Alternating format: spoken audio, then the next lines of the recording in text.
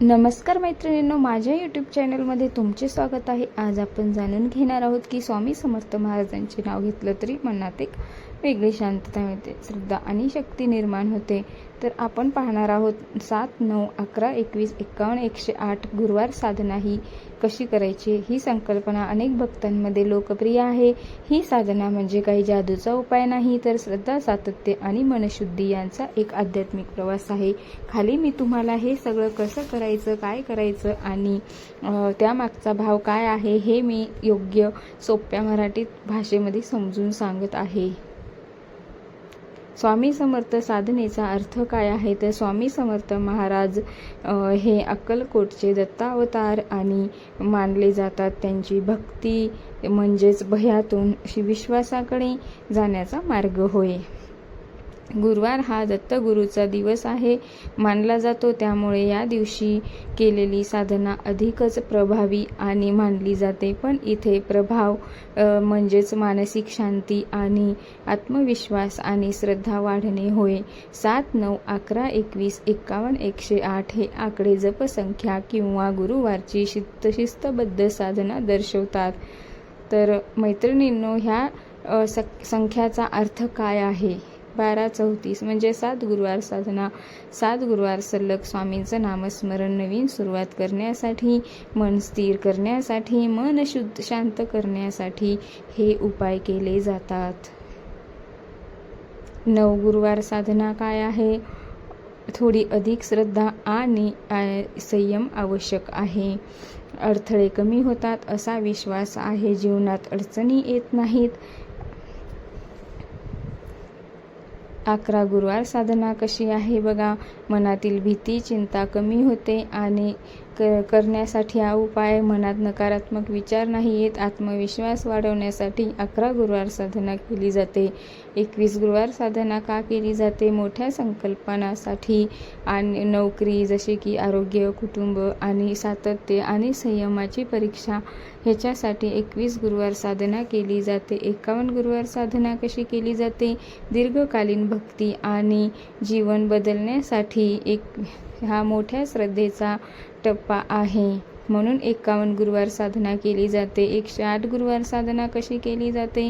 अत्यंत उच्च स्तराची साधना आहे, पण पूर्ण समर्पण, अहंकार कमी होणे, जीवनात खोल बदल अनुभवणारे भक्त करतात। तर गुरुवार साधना कशी करावी हे मी तुम्हाला सांगणार आहे। व्हिडिओ स्किप करू नका। ही साधना अतिशय साधी आहे, त्यात दिखावा नाही, फक्त श्रद्धा आहे। मनात भाव असेल आणि तर देव नक्कीच पावतो अशी साधना आहे। मनामध्ये श्रद्धा ठेवा। नंबर 1, सकाळी लवकर उठणे। गुरुवारी शक्यतो सूर्योदयापूर्वी उठावे, स्नान करून स्वच्छ कपडे घालावेत आणि देवासमोर बसावे। नंबर 2, पूजेची तयारी कशी करावी? स्वामींचा फोटो किंवा मूर्ती स्वच्छ ठेवावी, दिवा तुपाचा किंवा तेलाचा लावावा, अगरबत्ती लावावी, अगरबत्ती नसेल तर धूप लावावा, दोन्हीही लावले तरीही चालते। नामस्मरण कसे करावे? ह्यावेळी शांत बसून जप करावा। श्री स्वामी समर्थ, जय जय स्वामी समर्थ हा जप करावा। 11, 21, 51 किंवा 108 वेळा जप करू शकतो।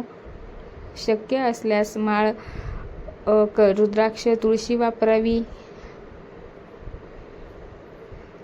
नैवेद्य प्रसाद कोणता द्यावा हे आपण पाहूया। गुळ, चणे, फळ, साधं गोड पदार्थ भाव ठेवूनच अर्पण करावा। मनामध्ये श्रद्धा ठेवा। नंबर 5, वाचन किंवा स्तोत्र, स्वामी चरित्र वाचावे, स्वामी सारामृत वाचावे किंवा फक्त नामस्मरण करावे। नंबर 6, प्रार्थना करावी, मनापासून प्रार्थना करावी, स्वतःच्या शब्दात प्रार्थना करावी। माझ्या आयुष्यात शांतता दे आणि माझ्या कुटुंबाला सुख दे अशी देवाला मनापासून प्रार्थना करावी। माझे संकट दूर करा म्हणावे। नंबर 7, संध्याकाळची छोटी साधना करावी। पुन्हा एकदा 11 किंवा 21 वेळा नामस्मरण करावे। दिवा लावून शांत बसणे। 7 ते 108 गुरुवार साधना कशी करावी? करताना नियम कसे पाळायचे आहे हे आपण पाहूया। काय करावे? तर सातत्य ठेवणे, त्यानंतर मन शांत ठेवणं, त्यानंतर खोटं न बोलणं, शक्य तितकं इतरांना मदत करणं. आणि टाळावं काय तर घाई गडबडीत पूजा करू नये.